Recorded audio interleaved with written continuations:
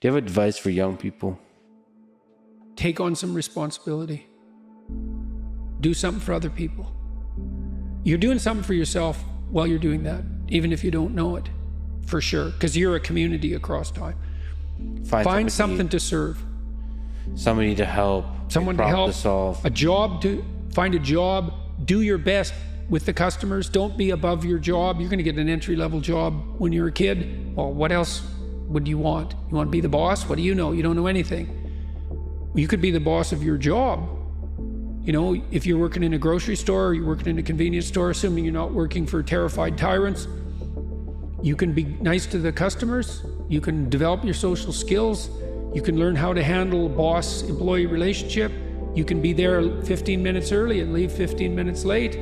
Like, you can learn in an entry-level job, man. And I'll tell you, if you take an entry-level job and you learn, and it's a reasonably decent place, you will not be in an entry-level job for long. Because everyone who's competent is desperate for competent people. And if you go and show yourself as competent, there'll be a trial period, but if you go show yourself as competent, all sorts of doors you didn't even know were there will start opening like mad. So you strive for competence, for craftsmanship. Yeah, for discipline. You know, I mean, I said in one of the chapters of my books is focused on putting your house in order. It's like, well, how do you start? Make your bed. You know, it actually took me quite a long time in my life before I made my bed regularly in the morning. Most of my life was in pretty good order, but that was one thing I didn't have in order. My clothes in my closet as well, all that's in order. Not all of it. I'm cleaning out some drawers right now, but look around and see what bugs you in your room. Just look. It's like, okay, I'm in my room. Do I like this room? No, it bugs me.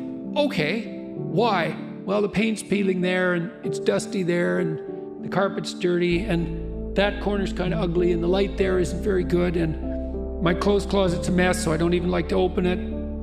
Okay, that's a lot of problems. That sucks.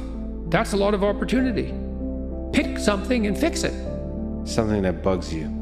Yeah, but not too much. So the rule is, pick something that you know would pick a problem. Pick a solution to it that you know would help, that you could do, that you would do. So you have to negotiate with yourself. It's like, well, I won't clean up this room. How do you know? I've been in here for 10 years and I've never cleaned it up.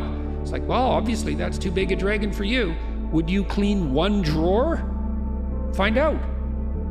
And so imagine now you want to be happy when you open that drawer and you think, well, that's stupid. It's like, is it? Maybe it's your sock drawer, which I cleaned up in my room the other day, by the way. You're gonna open that every morning. So that's like 30 seconds of your life every day. Okay, so that's 3 minutes a week, that's 12 minutes a month, that's 2 hours a year.